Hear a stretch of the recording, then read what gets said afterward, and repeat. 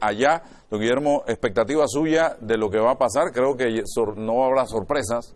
Lo que más podemos ver es ya identificar quiénes se mudaron hacia el bando del oficialismo en esta alianza que fue denominada en principio como un pacto de gobernabilidad. Que no es un pacto de gobernabilidad, porque la gobernabilidad apunta a otros conceptos y tiene que ver más bien con la aceptación que tenga el pueblo de la gestión de un gobierno por estimarla legítima y conducente al bienestar general. La gobernabilidad no surge de pactos de recámaras ni de escritorios en cámaras legislativas. Pero aquí lo interesante, desde mi punto de vista, es que durante el curso del día veamos intervenciones de nuestros diputados con contenido, no con personalismos y no con alusiones aduladoras o de ese tipo, sino que se refieran a lo que debiera ser el papel de una asamblea, de acuerdo con la ciencia política, que tiene un papel fundamental, extraordinario. ¿Cuál es el de preparar las leyes, supervisar la gestión por parte del Ejecutivo y algunas funciones administrativas y judiciales que han dejado que desear en los últimos tiempos con respecto, o por lo menos eso es lo que se ha dicho, con respecto a sus responsabilidades en cuanto al juzgamiento de determinados magistrados? Este periodo no hizo absolutamente nada en el tema de los magistrados de la Corte Suprema de Justicia, encabezado la Comisión de Credenciales por el señor Jorge Iván Arrocha. Así Cero. Así es.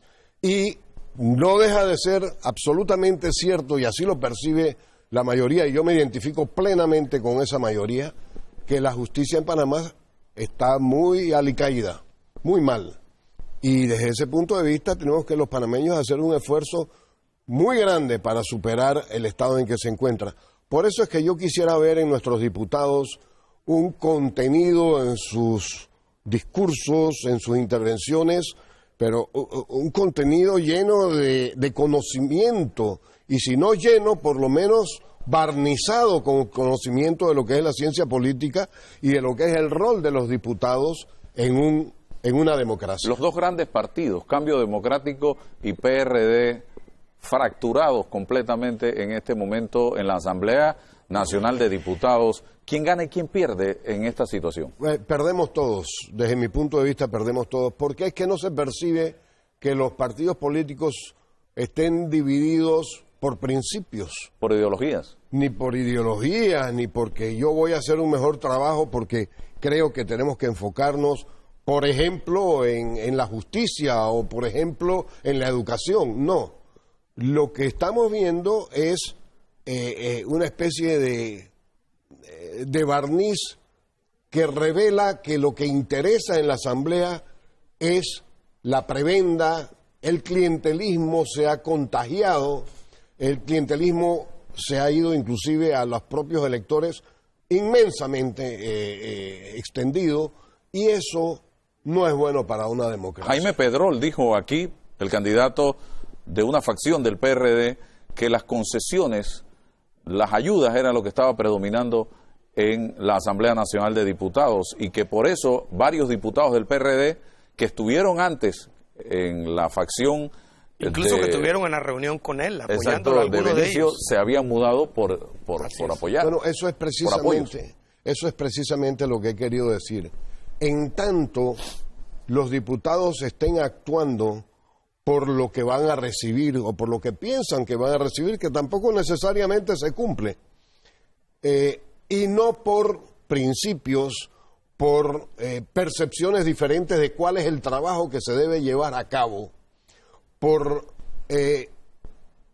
esfuerzos orientados desde diferentes ángulos para que haya mayor bienestar para la sociedad, sino que lo hacen es por, precisamente, obtener beneficios de carácter personal, y olvidan que a la postre eso se va a cobrar por el electorado, porque, y ya lo vimos en las elecciones pasadas, Cambio Democrático, que tanto repartió estando en el gobierno, que tanto distribuyó, que tanta licencia y tantos recursos le facilitó a sus candidatos, no obtuvo la mayoría de la Asamblea, como hubiera sido de esperar, porque los pueblos tienen más principios de lo que muchos políticos creen, y esos principios quizás les puedan permitir, por las necesidades que tienen, recibir lo que les den, pero a la hora de votar no votan por quien lo dio.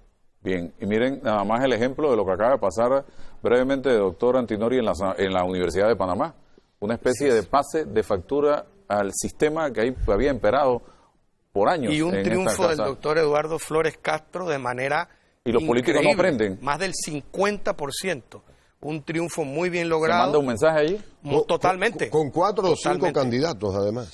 Y quiero que sepa que con una campaña muy bien llevada, una campaña muy académica, porque el doctor Flores Castro, es un académico y un intelectual, no un político. Y siendo un académico, muy honesto, por cierto, un hombre con el cual yo simpatizaba para ser rector, debo confesarlo, porque le conozco como un hombre académico, un hombre honesto, y estamos seguros de que el mensaje es que la gente quiere un cambio, y no importa las dádivas que le den, pasa factura, no importa las dádivas que le den, no importan los recursos que tenga un candidato. El doctor Flores fue una campaña modesta, sencilla, conectando con los estudiantes, con los administrativos, con los profesores, y ha logrado un triunfo arrollador de más del 50%. ¿Qué espera usted del presidente de la República hoy en ese discurso que le vaya a dirigir al país como un informe a la nación? Mire, yo le diría algo muy, muy sencillo y muy simple, que el discurso conecte, haga una conexión entre el presidente y el pueblo, que realmente diga cosas que al pueblo le interese escuchar y que el pueblo sepa que son realidades y verdades que necesita escuchar de un presidente. ¿Realmente el gobierno está conectado con el pueblo en este momento? Yo siento, y es una crítica severa que tengo, que el gobierno no conecta. Porque le voy a decir algo, don Álvaro. ¿Por qué no? No hay una estrategia comunicacional. ¿Falla en comunicación? Es que no existe, don Álvaro. Y yo no quiero personalizar, pero yo quiero ser brutalmente sincero. Y la verdad no creo tener la verdad absoluta, pero me gusta ser muy sincero. Yo le preguntaría a muchos panameños que nos están escuchando, ¿sabe usted quién es la persona que dirige la información o las relaciones públicas de el gobierno?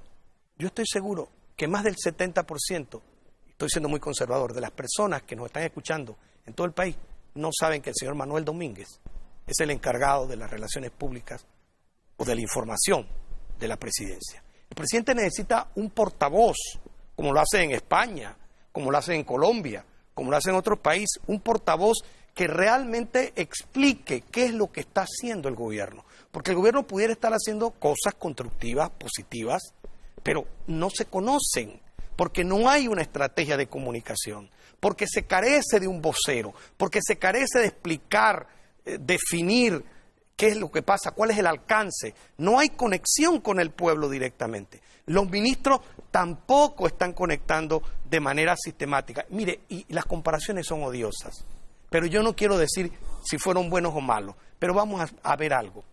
El señor Martinelli, vamos a mencionar portavoces que él tenía. Tenía al señor Luis Eduardo Camacho. No estoy diciendo si bueno o malo, porque no voy a entrar a juzgar sus mensajes. A la licenciada Alma Cortés, al licenciado Salo Chamá, al licenciado Roberto Enríquez, y lo tenía él mismo. Yo le pregunto, ¿quiénes son los portavoces del presidente Varela? Mencióneme 3. No existen. No existen portavoces. Entonces eso le quita conexión al presidente con la ciudadanía. No se explican las cosas a tiempo. Y repito, el gobierno puede estar haciendo cosas buenísimas. Mira, hay una carretera, la carretera de Darién, la carretera que viene de Agua Buena a Agua Clara a Yavisa. Es impresionante, son 200 kilómetros, es la primera vez que esto se va a hacer en el país. La carretera que va a ser en la comarca Nové Buglé, que une a Llanotugrí y que de Cerro de Sombrero a Llanotugrí y luego se conecta de Tolé y va a ser una circunvalación con San Félix, extraordinaria para las zonas indígenas. Los centros de salud están trabajando más allá de las 5 de la tarde en muchas partes del país. Hay cosas que se están haciendo pero que no se comunican. Porque no hay una estrategia comunicacional. Y esta es una crítica constructiva que yo hago porque realmente yo siento que eso falla el gobierno. Como por arte de magia, usted mencionó al señor Camacho sin ánimos ni de defensa ni de ataque, pero lo tengo en línea telefónica porque el Partido Cambio Democrático ahora se debate entre qué va a pasar con los diputados que apoyen a Rubén de León y los que apoyen a Fernando Carrillo. ¿Qué va a pasar? ¿Serán sancionados o no serán sancionados? El señor Luis Eduardo Camacho, brevemente, por favor, cuénteme. Muchas gracias, Álvaro. Efectivamente, las bases del partido van a estar muy pendientes hoy de lo que sucede en la Asamblea, en razón de la votación y en razón de escuchar otra vez el informe de excusas a la nación del presidente. En cuanto a la votación, te puedo adelantar que es de conocimiento público que el día miércoles presenté ante el fiscal del partido una denuncia a fin de que se iniciara un proceso de investigación y posterior expulsión de aquellos diputados que inicialmente han expresado su intención de traicionar el lineamiento o directrices dado por el presidente nominal y líder de este partido, el presidente Ricardo Martinelli. Igualmente en esta denuncia le solicité estar pendiente al fiscal del partido del desarrollo de la sesión de hoy a fin de aplicar también la misma investigación y solicitar la misma expulsión de aquellos diputados del partido que traicionen las directrices antes indicadas. Esto es lo que te puedo adelantar y consideramos que hoy para Cambio Democrático nos tocará ver a quienes deciden seguir caminando con la frente en alto, con dignidad, y quienes prefieren agachar la cabeza para, ya sea por temor o ya sea por conveniencia. El partido... Ya esto es una decisión tomada, la denuncia está presentada, esperamos pues que el fiscal del partido actúe con la diligencia que el caso amerita. Señor Camacho, ¿maneja usted información si se han hecho ofertas de beneficios, prebendas a los diputados de Cambio Democrático? Bueno, no te puedo precisar efectivamente, pero se ha mencionado no solamente de diputados ofrecimientos que han hecho a diputados de Cambio Democrático. He escuchado de propia voz de diputados, inclusive de otros partidos, que se hablan de ofrecimientos de contratos, en algunos casos hasta 100,000 balboas mensuales, otros hasta 75,000 balboas mensuales, y también me han hablado de que a través del Ministerio de Economía y Finanzas se habría puesto ya desde hace el año pasado o el primer periodo a disposición de los diputados que han estado respaldando pues la posición del Ejecutivo, siendo una partida millonaria pero que se maneja directamente en el Ministerio de Economía y Finanzas. Ese es el informe que se da. Me lo han dicho de propia voz de diputados. Pues fundamentalmente se habla de contratos, se habla de partidas, pues, que supuestamente decían que no se iban a otorgar, pero bueno, al final yo creo que en el tema de las partidas, si se benefician las comunidades, enhorabuena. El problema es cuando no llegan a las comunidades, ¿no? ¿Intenta el gobierno controlar Cambio Democrático en este momento? Mira, yo creo que el gobierno lo que quiere es fundamentalmente seguir controlando como ya controla los tres órganos del Estado, y porque ya controla el Ministerio Público con la Procuradora Isolda, la perseguidora, controla la Corte Suprema de Justicia, y controla la Asamblea y controla el Ejecutivo, o sea, es un control total.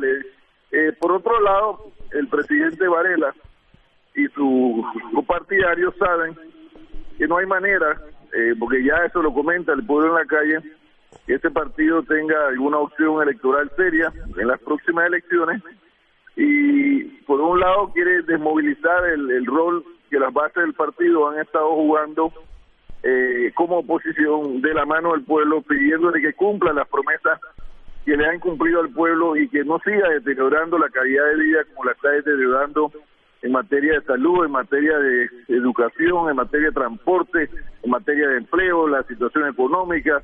Es decir, Cambio Democrático va a seguir jugando el rol que nos corresponde de la mano del pueblo, porque el gobierno del presidente Varela prefirió darle prioridad a sus odios personales y al apetito voraz de sus donantes de campaña. Te resumo esta gestión de 2 años del presidente Varela en 3 palabras: odio, incapacidad y, además de eso, corrupción rampante, como ya vemos en diferentes medios de comunicación. Muchas gracias, don Luis Eduardo Camacho, vocero del Partido Cambio Democrático en este momento, planteando la expectativa que hay por parte del país y de la dirección del partido en relación con el voto que ejerzan hoy los diputados de la bancada, si va de mano de la línea que se ha girado de apoyar a Fernando Carrillo o se van a ir del lado de Rubén de León, y que se tomarán las medidas respectivas en relación con este tema. ¿Qué dice el Código Electoral, la Constitución de la República? Usted que fue magistrado del Tribunal Electoral, don Guillermo Márquez, al respecto, y también le voy a preguntar a don Ítalo Antinori. ¿Se puede proceder con la revocatoria de mandato? Creo que solo 2 diputados en esta época democrática del 89 a esta parte han sido producto de revocatoria de mandato. El señor Miller. El señor Mario Miller, que tuvo un salvamento de voto usted en ese fallo, el doctor Márquez Amado, y el diputado del Partido Laborista, entonces Anel Ramírez, de Darién. ¿Él fue antes del 89? Sí, eso fue antes del 89. No, Anel Ramírez fue después, creo. No. Acuérdese que el Partido Laborista ya no existió después de... Existió después, pero... Él fue a una... en Estados Unidos. No, el 27 de enero del 91, sí, tiene él fue electo porque en el circuito de él las elecciones habían estado inconclusas. Así es. Ok. Se perdieron las actas. Así es. Entonces él fue a una nueva elección, salió electo, pero después tuvo un problema muy serio relacionado con drogas en Estados Unidos, y terminó el Partido Laborista revocándole el mandato. El caso de Miller fue en 1994. Que ahí yo salvé el voto. Con el argumento, por lo demás probadísimo dentro del proceso, de que al diputado Mario Miller no se le había dado la oportunidad de defenderse dentro del proceso, independientemente de que las razones que se invocaban podían tener asidero, lo que no se llegó a probar. De hecho, él fue declarado después inocente de eso, si no me equivoco. Sí. Pero para mí lo serio era que no había tenido la oportunidad de defensa. Y el caso del diputado Afú, que se inició el proceso, pero que hubo una advertencia de inconstitucionalidad cuando se podía presentar. Que fue una maroma. Fue una maroma y se suspendió el proceso. Así es. Pero permítame señalar un poquito, y en esto yo creo que el doctor Antinori va a estar de acuerdo conmigo. La Constitución de la República señala muy claramente cuáles son las causas para que se pueda revocar el mandato. Por los partidos políticos. Por los partidos políticos. Y dispone expresamente que tiene que tratarse de una violación grave de la plataforma política, ideológica o programática del partido político. Artículo 151. Así es. Entonces yo tengo que necesariamente preguntarme, ¿dónde está la violación ideológica, política o programática de los principios de un partido si una persona en lugar de votar por Juan vota por Pedro, o en lugar de votar por María vota por Susana? Eso es muy difícil de establecer. Eso no da pie para esta. Pero por otro lado, y quiero referirme expresamente y directamente a una observación que hizo el señor Camacho. Cuando se afirma que hay una actitud de sumisión y de docilidad a los partidos políticos por el hecho de que den su opinión o den su voto de determinada manera, y él sostiene que el voto lo deben dar de acuerdo con lo que dice el capo del partido político, está utilizando 2 argumentos que son contradictorios. Porque si sí hay que hacerle caso al capo, entonces, ¿por qué no hay que hacerle caso a la propia libertad que tenga el diputado cuando eso no es lo que está en juego, de acuerdo con el artículo 151 de la Constitución Política, que dice que solamente puede ser la violación de la plataforma política, programática. Ideológica o programática. O ideológica, exacto. Ahí está el tema. Lo que pareciera perseguir, y lo han hecho muchas personas, es creer que las personas que llegan a la Asamblea tienen, por ese solo hecho, que acatar las instrucciones de los partidos políticos, y eso no es así, porque antes de que los partidos políticos, salvo que haya estas violaciones, está la lealtad que tiene que tener el diputado con sus electores, que es a quienes realmente se deben. La línea del partido no es un elemento para revocar el mandato a un diputado. No lo es. Ni establecido en los estatutos de los partidos. Lo que solamente pasa... cuando... Sí, no. Solamente cuando hay una violación grave de estos principios a los que nos hemos referido. Sí. Y esos casos no se han dado, que yo sepa, nunca. Sí, lo que ocurre, don Álvaro, es que en algunos libros nuestros y artículos que hemos escrito hemos sido durísimos críticos de la revocatoria del mandato por los partidos políticos. Es más, hemos sostenido que el único país del mundo que tiene la revocatoria del mandato por los partidos políticos es Panamá, porque hay que diferenciar, y eso para beneficio de todos los telespectadores, entre la revocatoria del mandato del pueblo, que esa sí es aceptable, cuando el pueblo revoca el mandato. Porque es el pueblo el que lo elige. Porque es el pueblo que lo elige y por tanto es dueño de esa curul. Pero aquí en Panamá hay un engendro jurídico constitucional que se estableció en la reforma de 1983, me refiero a las reformas constitucionales, cuando se establece la revocatoria de mandato por los partidos políticos. Entonces, el diputado queda sujeto a la voluntad de los jerarcas de los partidos políticos y no de lo que el pueblo que lo eligió desea. Por eso muchas veces el diputado vota en una dirección y el pueblo piensa en otra dirección, porque el diputado está representando los intereses de quienes gobiernan, de quienes mandan, de la cúpula de un partido político y se olvida de los intereses de una población. Por otra parte, yo siempre he sostenido que lo que establece el artículo 151 de la Constitución Política en cuanto a las violaciones graves de la base política, filosófica, ideológica y programática de un partido político es una parafernalia puesta allí muy ambigua para que sea interpretada conforme los intereses políticos en un momento dado lo establezcan.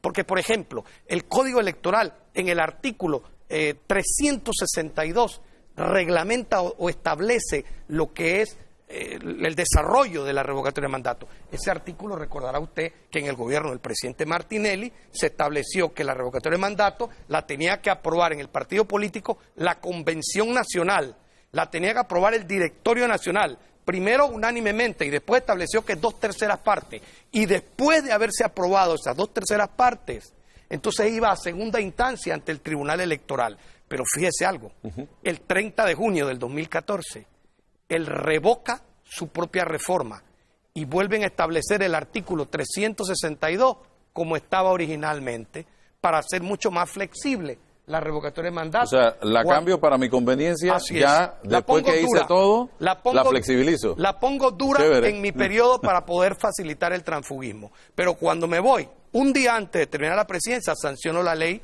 que es la ley específicamente para aquellos que nos siguen, número 4 de 7 de febrero del 2014. El artículo primero restableció, a su vez, el artículo 362 del Código Electoral, que queda a partir del 2014 de la siguiente manera.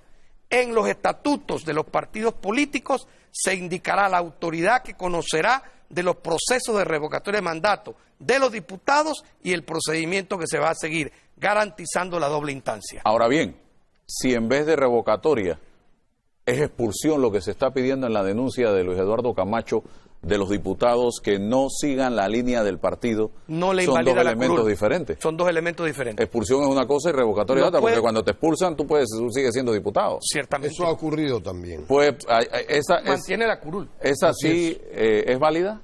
Esa ¿Y es una podría decisión ser interna del partido? Además, es un acto que diríamos es moral, vergonzoso para quien lo expulsan de un partido político. Las consecuencias son de carácter político, moral, hasta espiritual, podríamos decir, y político, ¿no?